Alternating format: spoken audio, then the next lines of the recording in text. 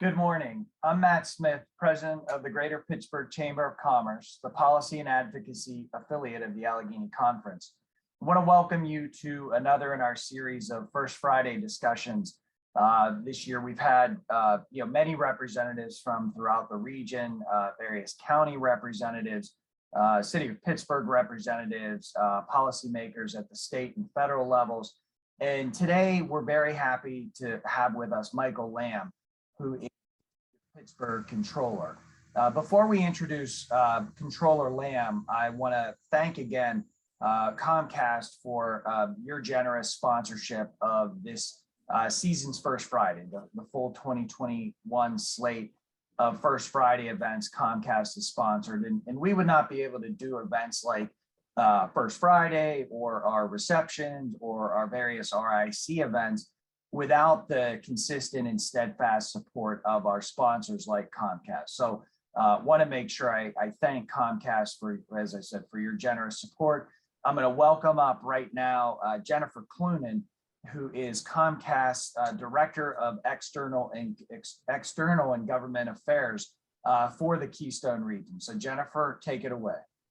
Hi, Matt, and thank you. I'm delighted to be here this morning, and I'm looking forward to hearing wisdom from somebody that I deeply respect and admire, my friend Controller Lamb. It's exactly this type of dialogue and partnership fostered by the Chamber, along with the leadership of the Allegheny Conference, that's a testament to the resiliency of this region. Now, during COVID, so many of our businesses have had to pivot and respond. Comcast COVID response has centered around something we've been doing for a long time: strengthening our network, expanding our capacity, and developing critical infrastructure so we can expand connectivity to more homes and businesses. Many of you know that Comcast announced our $1 billion investment over the next 10 years to further help close the digital divide and give even more low-income Americans the tools and resources they need to succeed in an increasingly digital world.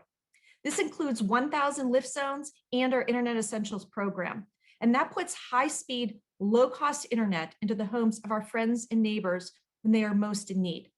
Today, I'd like to revisit one of these endeavors and ask everyone on this call to listen, to lean in, and help us amplify this message to small businesses that would benefit. Last October, we launched the Comcast Rise program as part of a $100 million diversity, equity, and inclusion initiative. Its goal is to help strengthen small businesses hit hardest by the effects of COVID. Qualifying businesses can apply to receive consulting, media, and creative production services from Effective TV, the advertising sales division of Comcast Cable, or technology upgrades from Comcast Business. Comcast Rise is now accepting applications from Black, Indigenous, and people of color-owned small businesses.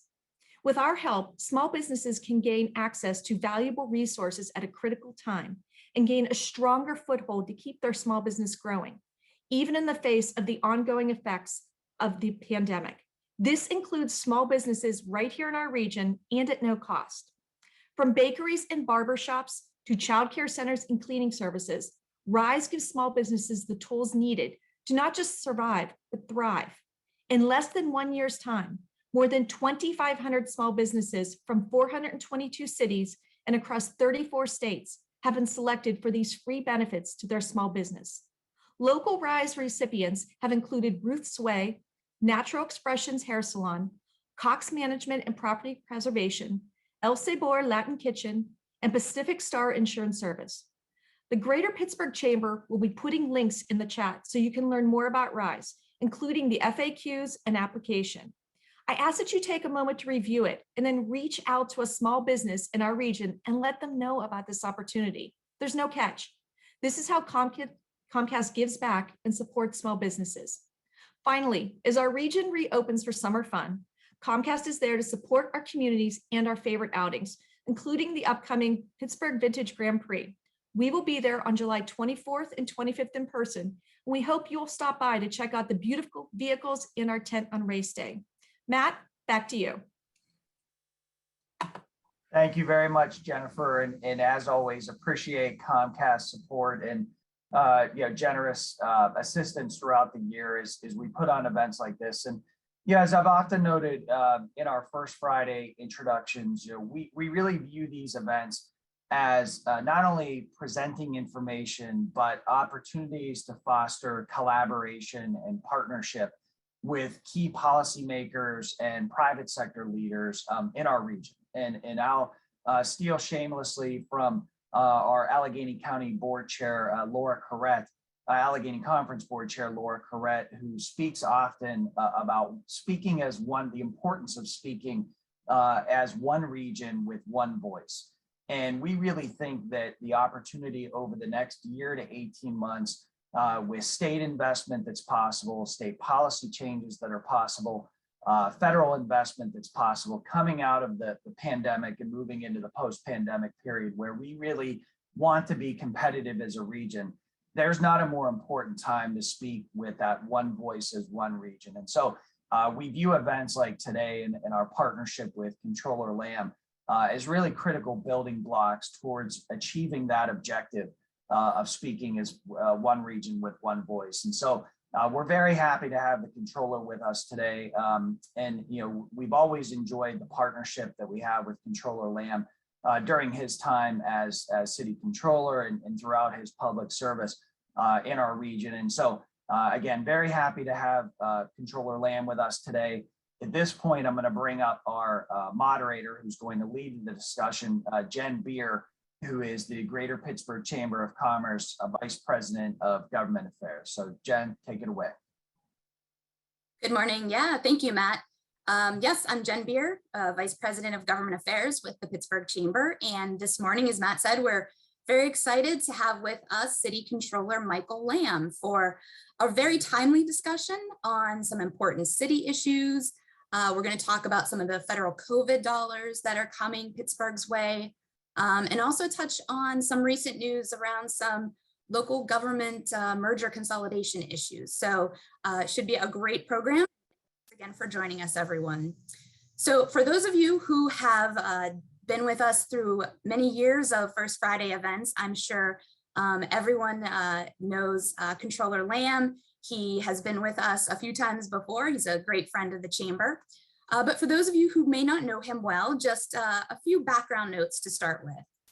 So as one of two independently elected citywide offices, Controller Lamb was first elected as the controller of the city of Pittsburgh in November 2007, taking office in January 2008.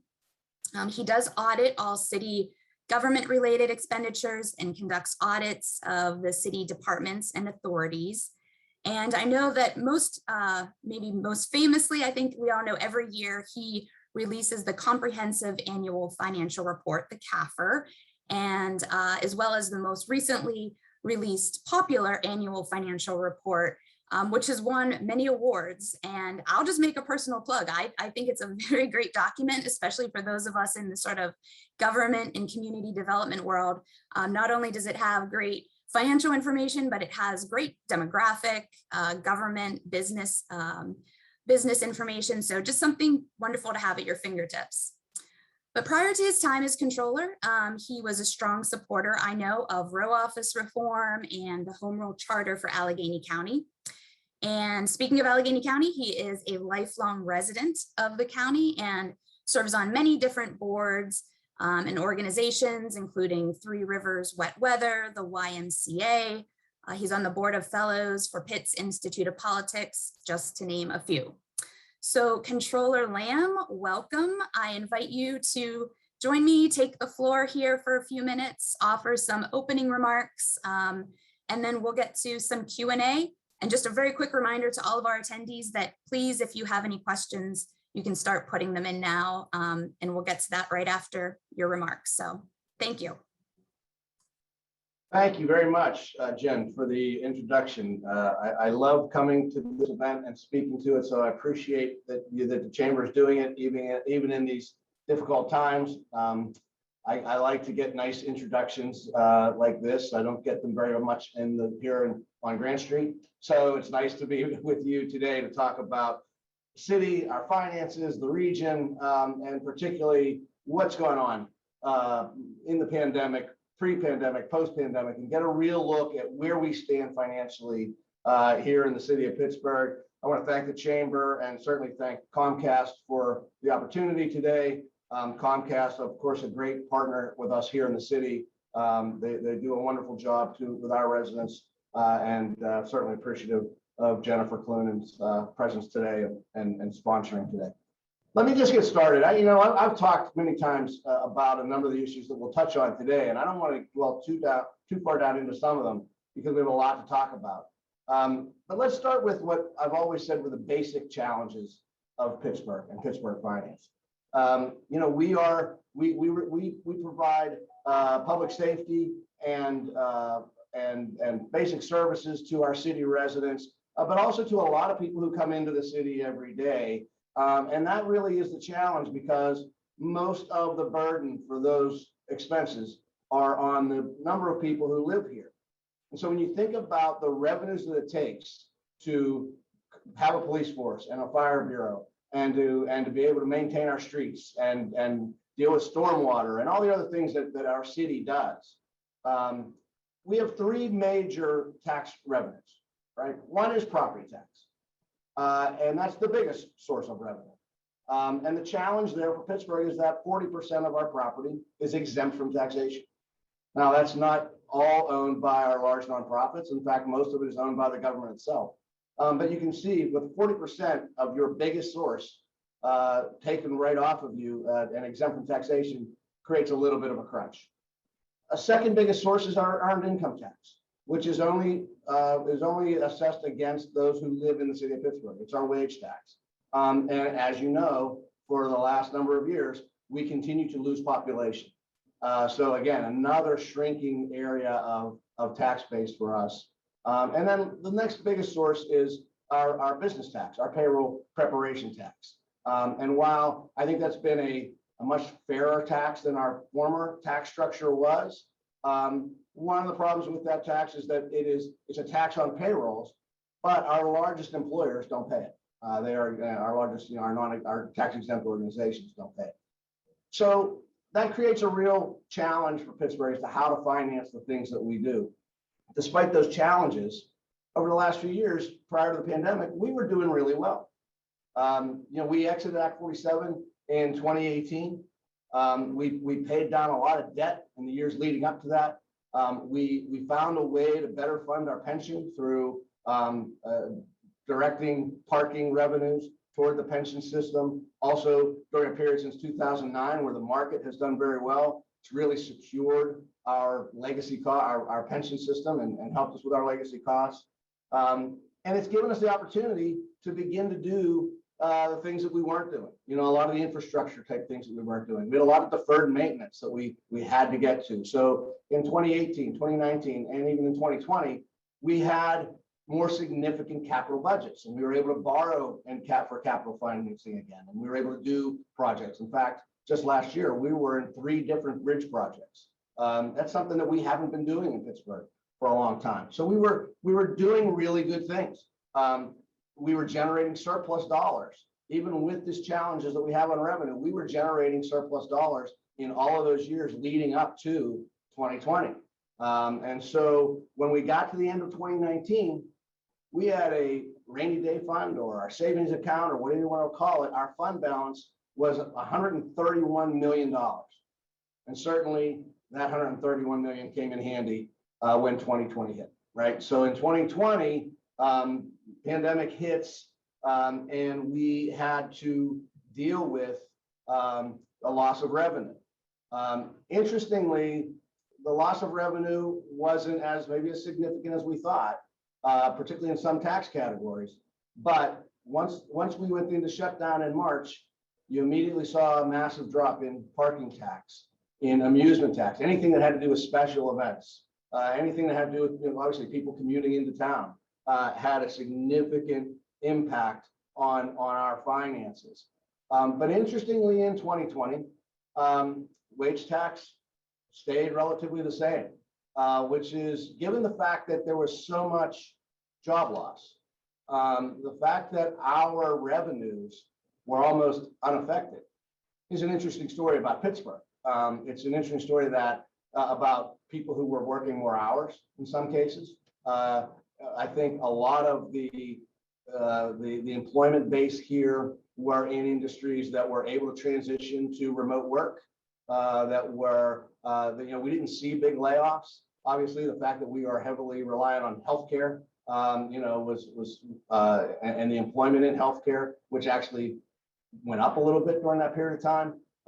That's not to say that people didn't lose jobs, that people weren't on unemployment, but the fact is the city of Pittsburgh probably bared this a little better than many other cities. That being said, 2020 was a challenging year with the loss in parking tax revenue, the loss in amusement tax revenue, the general loss in just some economic activity did result in a significant deficit for the city in 2020, about $50 million. Again, fortunately, we had $133 million in the bank, and we actually ended up at the end of the year with about $84 million in the rainy day fund in the savings. Now, that's a very enviable position to be in if you look across the country.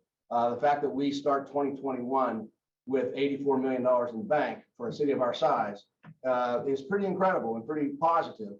But if we were to continue on the road that we were on through this year, we would have drained a lot of that funding, and next year would have been particularly difficult. Fortunately, this year we got passage of the American Rescue Plan, which has infused new revenues into the city that will be used to help offset some of the challenges that we had here, including a pay freeze that our employees accepted this year, and stave off some layoffs that would have had to happen later this year or early next if we wouldn't have had this additional funding come in. So let me just briefly talk about that. The city has been awarded about $335 million in ARP funds, American Rescue Plan funds. We have to date received about $167 million of those dollars. We've got council and the mayor's office to agree with us that should be held in a segregated account so that every dollar could be audited, make sure that money is properly spent, and help us with the reporting that's necessary, which is significant. There are a lot of audit requirements in these dollars, which is a good thing.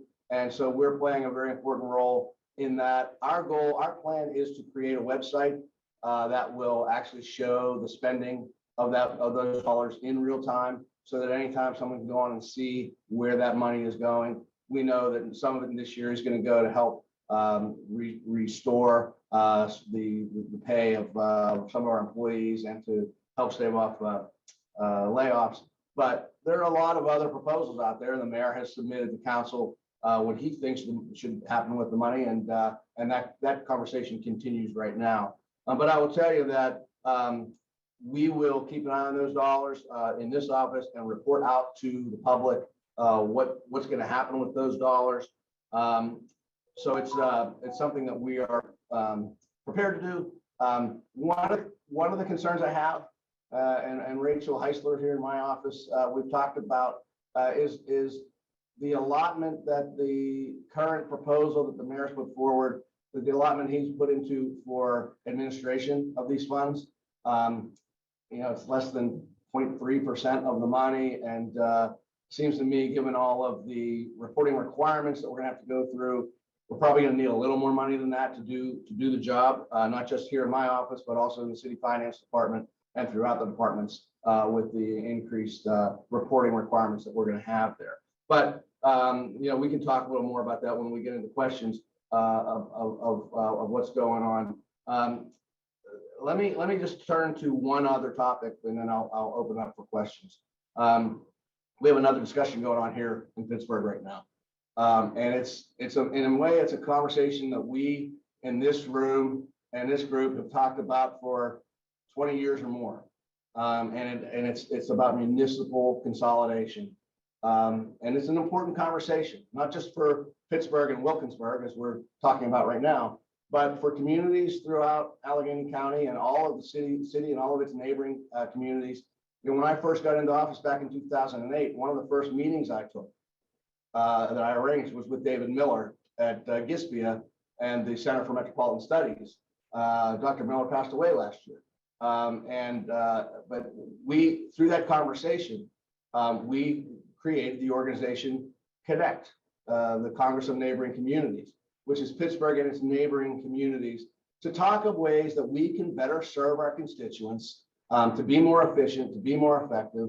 And that organization has been extremely successful in areas of joint purchasing and mutual aid, creating new models for EMS services, for discussions about blight, discussions about street lights, discussions about everything that we are dealing with in municipal governments. And when David and I first talked about this, we were mainly focused on issues of stormwater and transit. And while we continue to talk about those issues very significantly at Connect, it's really grown and organically issues have come along that we've been able to work with our neighbors in a much better way than we were before. And so this discussion now with Wilkinsburg is just another step in that discussion. It seems to me that it's incumbent on us, when we have this fractionalized system of government that we have locally, it's incumbent on all of us to find ways to work with our neighboring communities. And whether that's mutual aid or consolidation of services or joint purchasing or here an outright annexation, all of these need to be up for discussion all the time. And so it's a great conversation that Pittsburgh needs to have. Of course, at the end of the day, it's really going to be up to our city council and the residents of Wilkinsburg as to whether they want to proceed in this. I can tell you that over the last 10 years or so, we have been providing, the city have been providing fire service to Wilkinsburg on a contractual basis. They pay for it and we provide the service. That service has saved them money and has improved the service that they receive. Response times are down as well as costs being down with the fire bureau. We're also collecting garbage there. Same thing on a contractual basis. And we've had fewer complaints than their prior vendor had. And we believe a value-added service for the money. So to me, that's one that works. And taking this next step makes a lot of sense. That's why I've encouraged our council to vote yes and allow the people of Wilkinsburg to have a vote on this to determine whether or not they want to proceed.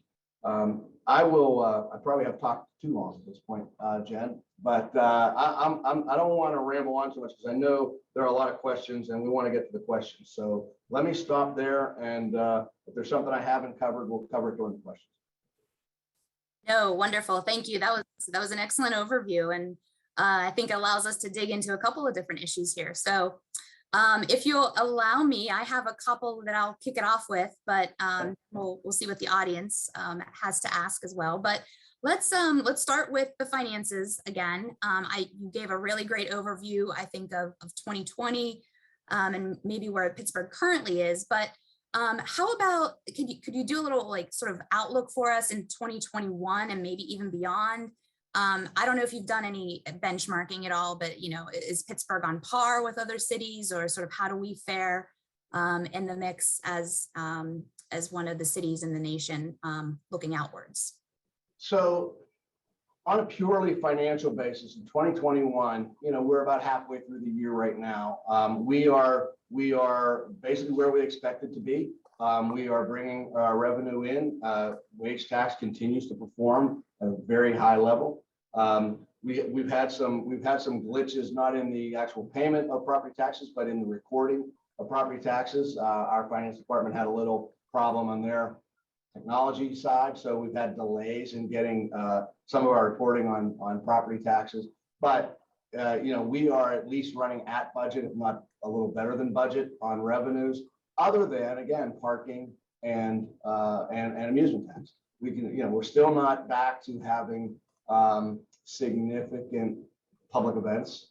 We're just now getting to a point where stadiums are going to be able to go back to that capacity.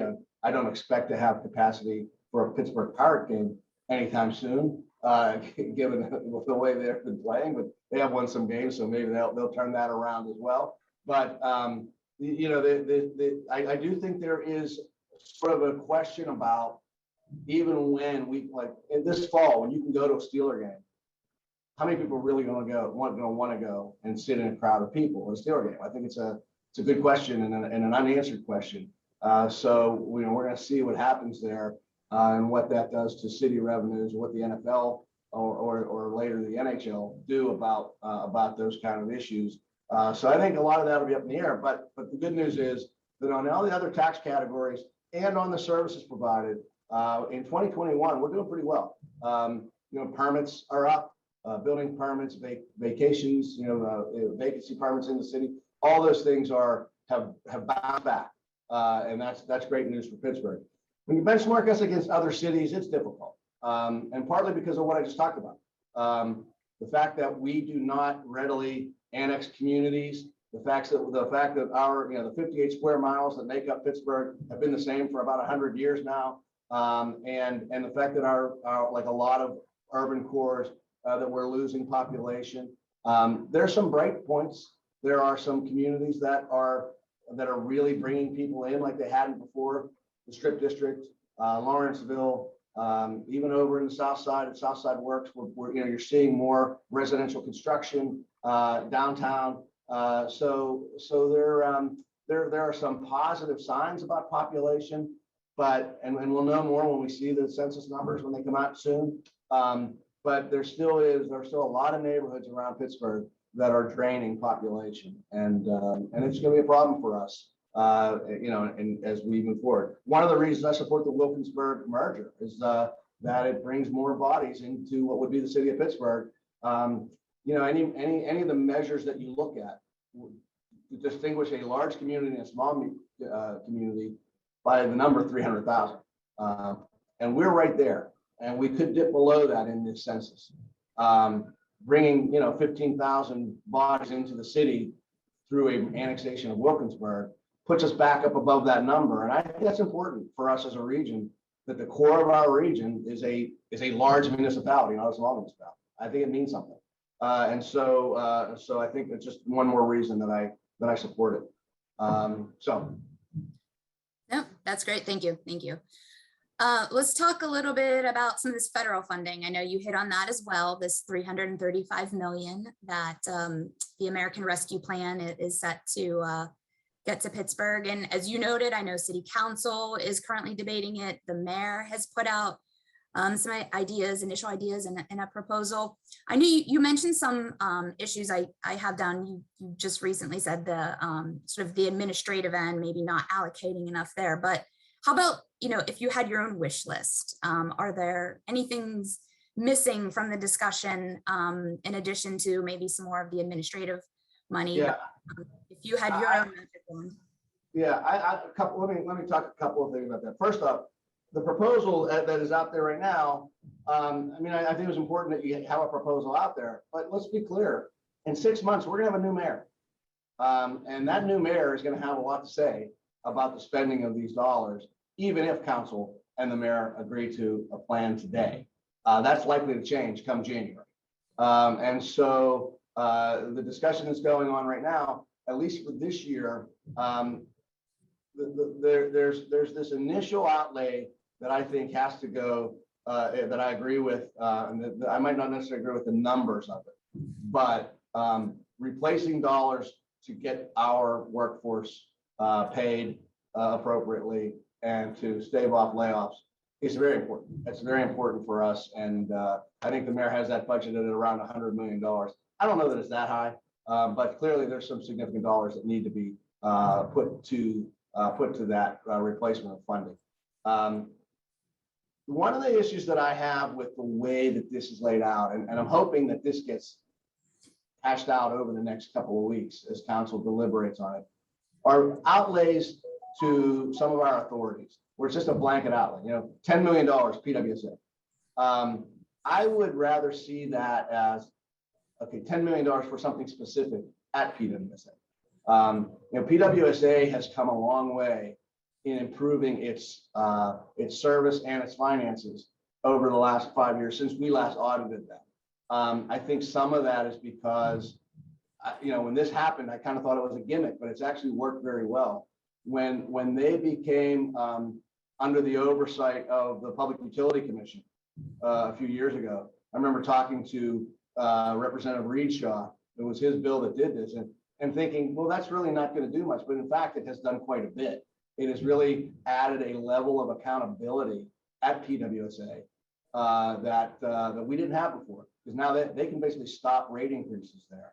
And that's important. It's an important tool to have. And you can see that when you look at what's happened with PWSA, whether you're looking at lead water lines or just general infrastructure or finances, they've done a much better job over the last years. And I attribute a lot of that to the PUC and the involvement of the PUC. But when I see a blanket $10 million to PWSA, I'd rather see it $10 million to do this. And whether that's continue the lead line replacement program or some other major infrastructure project, they have a lot of need there. I mean, the fact is you could take all this 330 million, put it into PWSA, and there still would be need for infrastructure dollars at PWSA. When you're talking about $337 million, I really think it's an opportunity to do something significant, something big. And I don't really see that in this plan. And so I think there has to be a lot more discussion about infrastructure. I think certainly some of these dollars could be allocated as they are to affordable housing. But I really would, we have such infrastructure need in this town right now. I'd really like to see more of it allocated there. That's a perfect segue. My next question was going to be about this infrastructure deficit that you've noted. I know when President Biden was here maybe a few weeks ago, you tweeted out, there are great numbers on there, 446 bridges, thousands of miles of city streets, dozens of steps, over 250 miles of public sidewalks, and then clearly miles and miles of water and sewer infrastructure that we have to deal with here in Pittsburgh. So as the feds debate this infrastructure package, sort of what do you want them to keep in mind in terms of this infrastructure deficit for Pittsburgh? Well, and that's what I have always called it. It's really what, we went from being in Act 47 and having these financial deficits where we basically were forced to ignore our capital spending. And so now we have what I would call, what you said, an infrastructure deficit.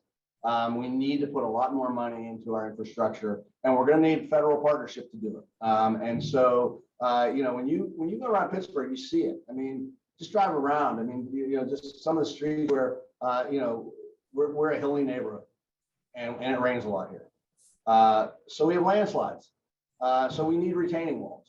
We need to be able to deal with slope, have slope remediation. That also means we need to be able to connect our communities with these staircases. And they're expensive, but they're needed, they're necessary. I mean, when you look at some of the communities that are served by these city steps, to get to work, to get down to transit, to get to school, to get to shops,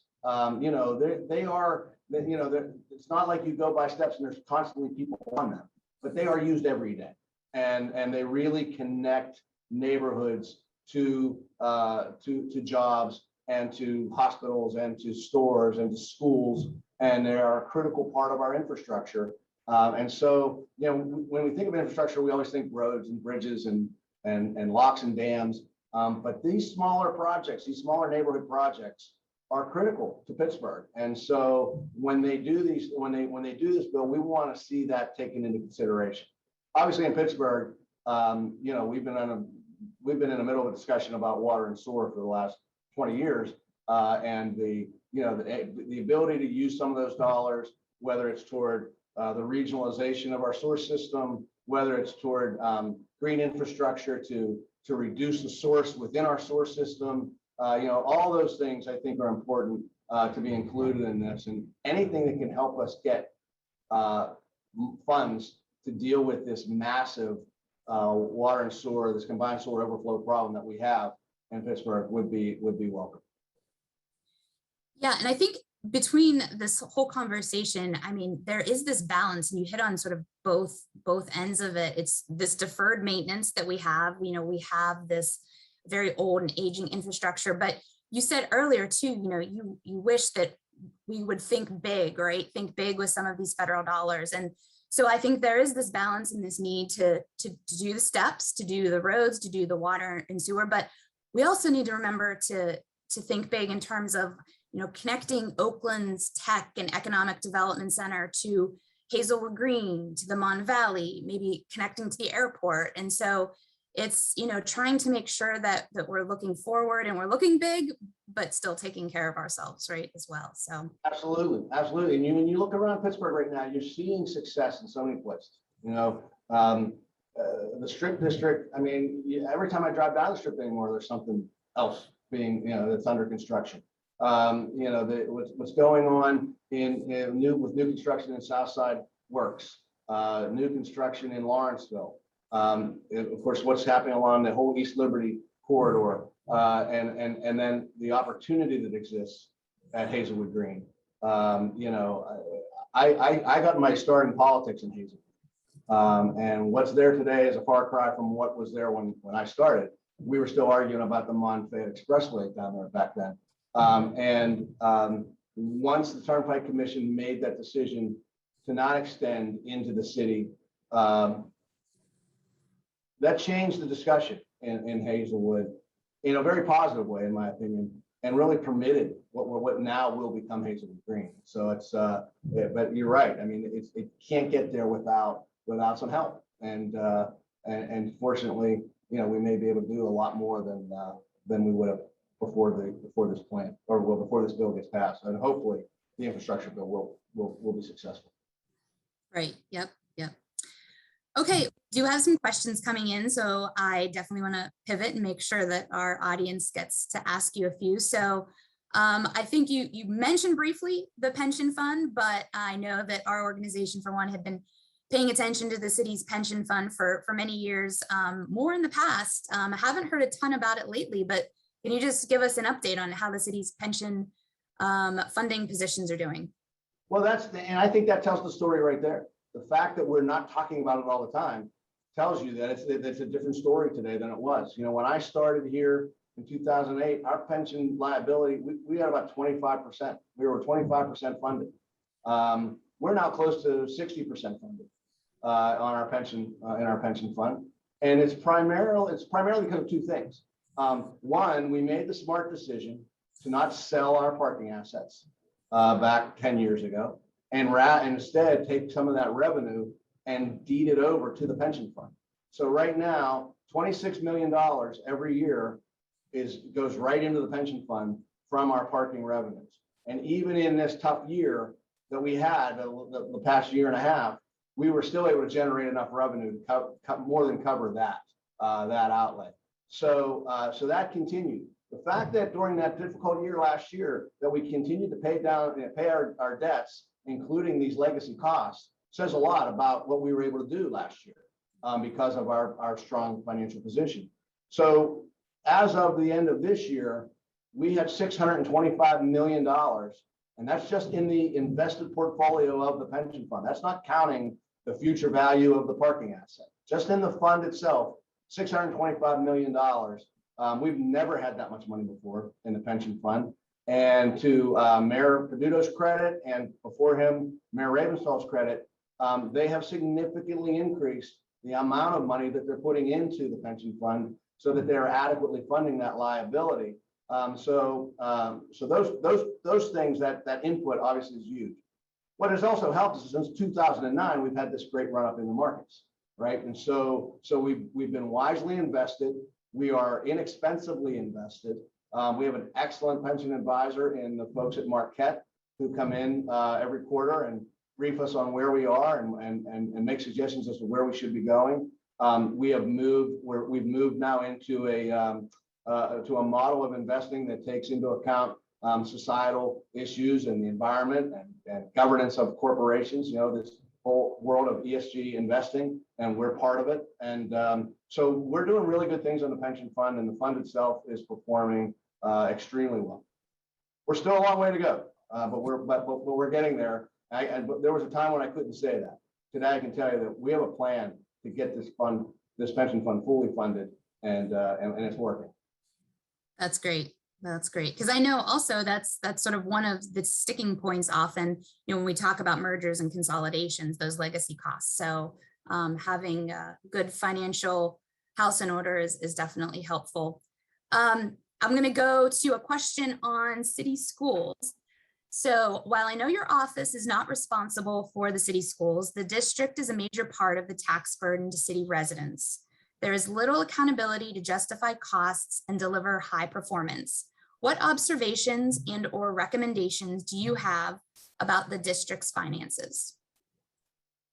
Yeah, it's interesting. I'm the one official that has a foot in both sides, because I am the controller for the city. I'm also the controller for the schools. But my role at the schools is so limited because the only thing that we do there is that we process their invoices. So we're auditing their invoices.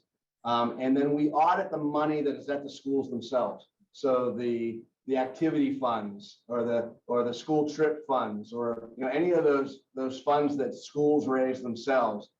Our office audits those funds every year, and it's important. It's not a lot of money, but it's important because that's typically the money that most often gets stolen, unfortunately. And we've had that happen several times. We've discovered by audits that we've done. So that's the limit of my role. The real auditing function of that school district is on the auditor general, and their reports have been critical in many of the issues that you're raising. And I'm troubled. I'm really troubled by what's going on at the school district. Some of you may know that I filed a complaint with the Ethics Commission a couple of years ago against the superintendent for his failure to disclose, to file proper paperwork and disclose his financial interests. He hasn't been completely forthcoming about that. Even after called out on it, he wasn't all that willing to share information. And when he finally did share it, he didn't fully disclose some income that he had. And so I have some real questions and concerns about what's going on with the school district and the leadership in the school district. And last year, we were asked to come in and take a look at their technology issues they were having, particularly when they got into COVID. I mean, as I said, I started here in 2008. And I remember having conversations back then about remote learning and what it would take to get kids up and running on remote learning. And here we were now 12 years later, 11 years or 13 years later, and we needed remote learning and we didn't have everything in place to make it work. And even when it did, or they said it did, we know there were a lot of kids who just missed, they weren't, whether you want to call them truant or whether they were just unable to connect. It was a bad situation and something that a city like Pittsburgh, with all of its tech resources, the fact that that happened in our district is terrible. It's just, it is a problem. And it's to the point where it's become an issue.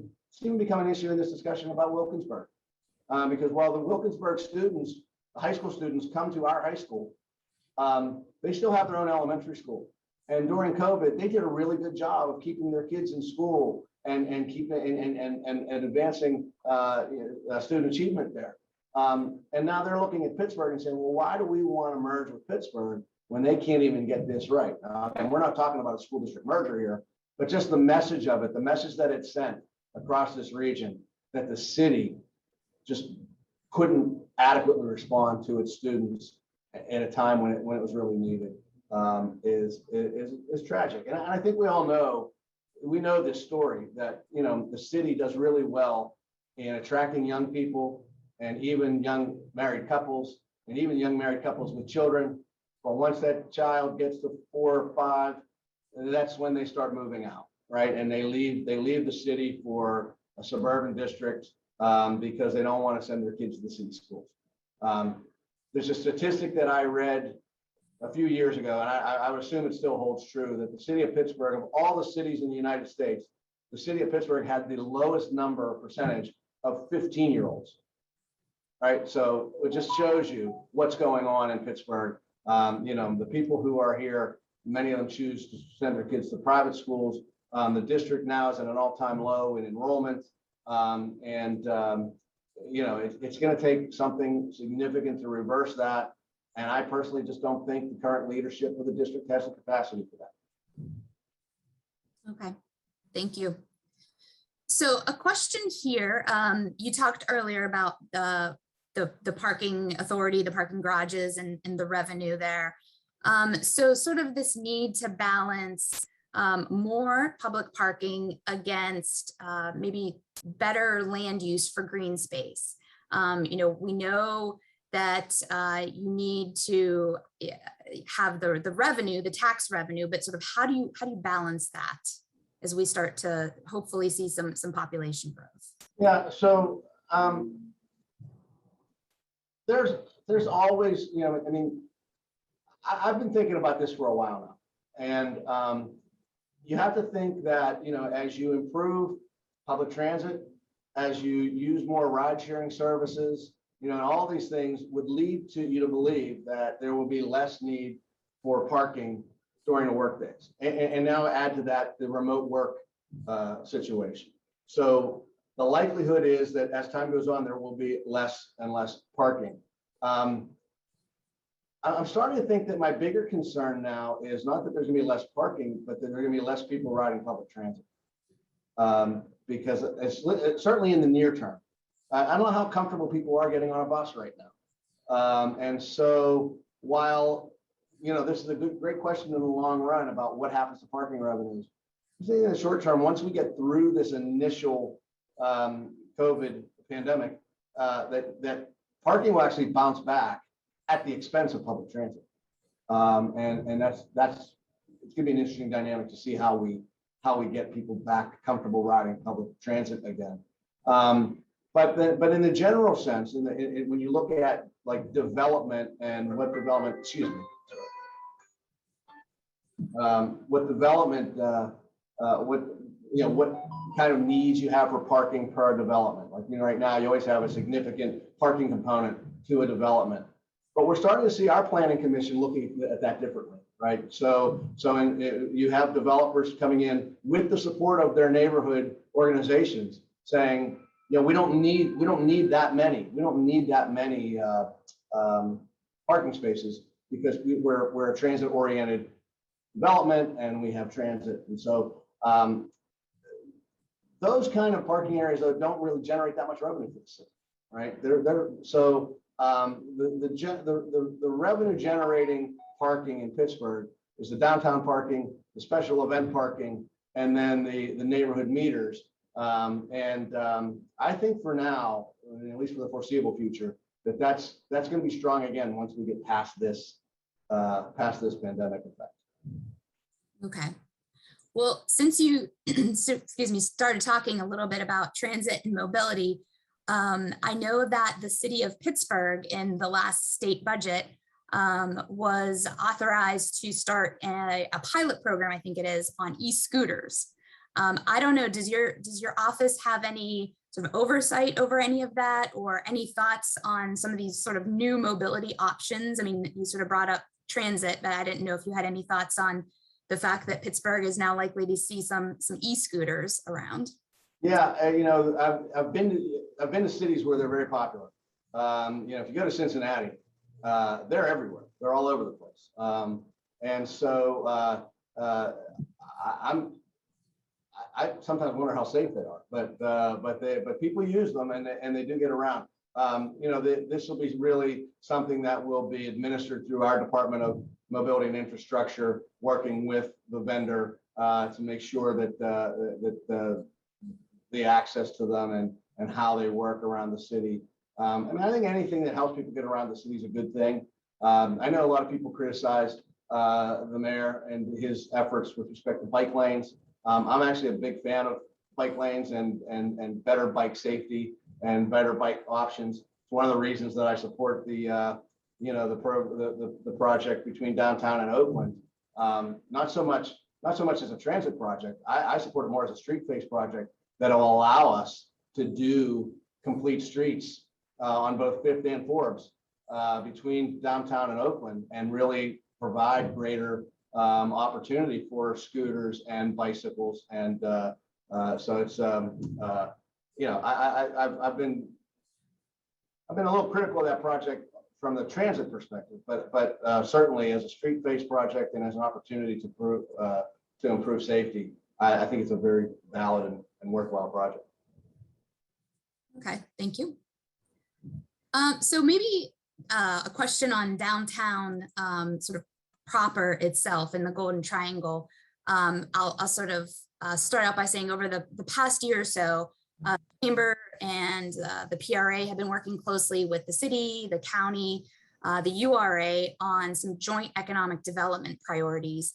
And I know one issue right now that is at the top of our list is the recovery, the vibrancy, the long-term health of the downtown area, because we see that as core to the rest of our region and having healthy economies out there as well. And so commercial office vacancies continue to rise with the uncertainty of the work from home that's happening. And as I think you mentioned, housing options sometimes aren't necessarily affordable for the majority of the workforce downtown. So the idea of an office conversion program has been floated to inspire property owners to convert the excess office space into new housing, create some affordable housing products, and as well as upgrading some of these historical structures. So as controller, can you offer any feedback as to what you think a program like this would be helpful? Sort of any thoughts on the areas that you oversee or suggestions around something like this? Yeah, I've long advocated this, and that we have to have more of a 24-hour neighborhood in downtown Pittsburgh. And so increasing residential options needed to happen before this, even when we didn't have this issue about office occupancy. And so whether it's student housing, some of the things that Point Park University have done have really helped that part of downtown Pittsburgh.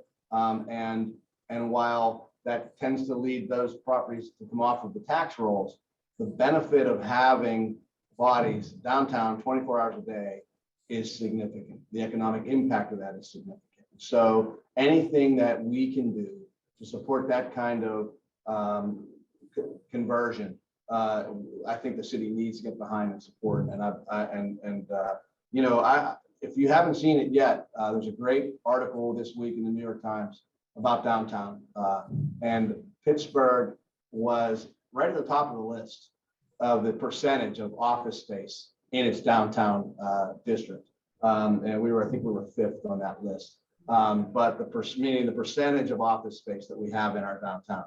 And it was, I think it was 68%, something like, but it's significant. And so as we work our way through this new model where, people who used to come to work 5 days a week are now going to come 3 days a week, or maybe 2. It's gonna change downtown.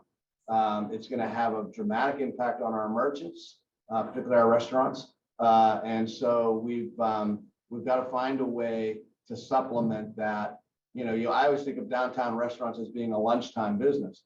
We've got to think about helping restaurants survive by getting them that 24-hour population base and making that and growing that. I think a good way to grow it affordably is through increased student housing, whether it's, with Point Park or even coming down from Duquesne.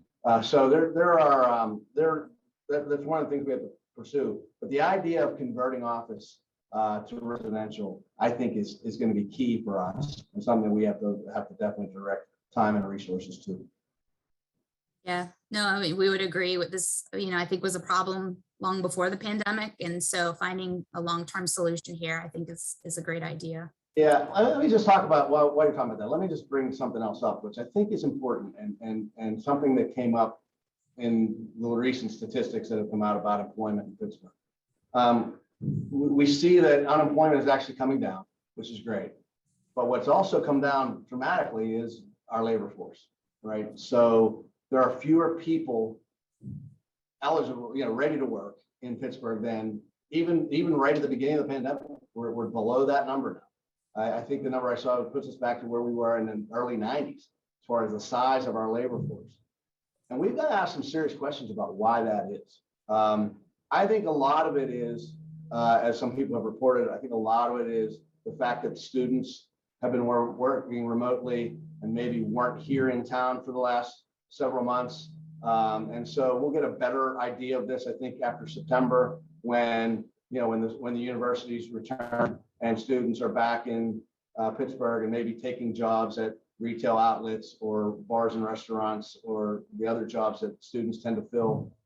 We had a better handle on it, but there's also been a lot of early retirement, and people decided to pack it in. You know, I've talked to a couple of teachers who just couldn't get used to the remote learning situation, or the learning by Zoom, and so some opted to retire. And I'm sure that's true in a lot of different industries that just couldn't adjust to the remote work situation, and have just decided they're at the age where they could do it, and they retire. But the bigger concern of all that for me is it actually reflective of a loss in population? And if that's the case, then we've really got some hard work ahead of us, because that's we know that cities in the Northeast are continuously losing population to cities in the South and Southwest, but that was such a dramatic drop that it should raise a lot of concern, and we're going to keep an eye on that, and when we get to the end of the third quarter, I think we'll have a better understanding where we stand. Yeah, got it. So we're almost at time. Before I ask if you have any sort of final remarks, I'm going to end with one last question that's here in the chat. Because of all of your vast experience, sort of here at the local level, if you could make one change to municipal law, what would it be? Well, that's a good question. I think that just the whole, we'll talk a little bit about this again, but we have 131 municipalities in Allegheny County. You know, we have 109 chiefs of police. We have so many chiefs of police that they have their own association, and that's and there are a lot of opportunities to realize efficiencies, to be more effective, to be less costly, to help us be more competitive. If we could find easier ways to allow municipalities to work together. The annexation laws in this Commonwealth are cumbersome. The fact that municipalities even municipalities who want to disincorporate can't disincorporate. All those rules around bringing communities together. That's probably the first thing that I would like to change. Along with that, and maybe interesting to the people in this chat, the idea of having all these municipalities who also have these zoning and planning codes that are all different all over the place. My idea once in talking to David Miller years ago was, why don't we take all of the zoning codes and planning in Allegheny County and put them into one book, at least for one book, and then over time we can match up who has the same zoning, and we can have a countywide zoning code, and that would be helpful, I think, to contractors and people who want to locate here, and the fact that you have all these little municipalities. I remember how difficult it was when we did the development at the waterfront with Munhall, Homestead, and New Home and West Homestead, and all the various issues that they had in their borough codes and making those things happen. So those kind of things, that kind of consolidation of statutes, consolidation of communities, I think that's where I focus. Well, I'll just say that we're trying to help you with the voluntary disincorporation legislation. I know Representative Austin Davis has it. We've been supportive of that, so maybe we can help. We'll push that along. Yeah, I hope so. People need to remember that anytime you're dealing with municipal governance, the one rule you always remember is the state's in charge, right? The city of Pittsburgh exists because the state says it can, right? And so whatever we want to do, even in a home rule community like Pittsburgh, if we don't have the statutory help in Harrisburg to do things, it makes everything impossible. So that's where the strength lies, and that's where we got to get some of these things done. Well, Controller Lamb, we are at time, but do you have any final comments you can share before we wrap up? I would just say, listen, the next 6 months are going to be very interesting for all these reasons that we talked about today.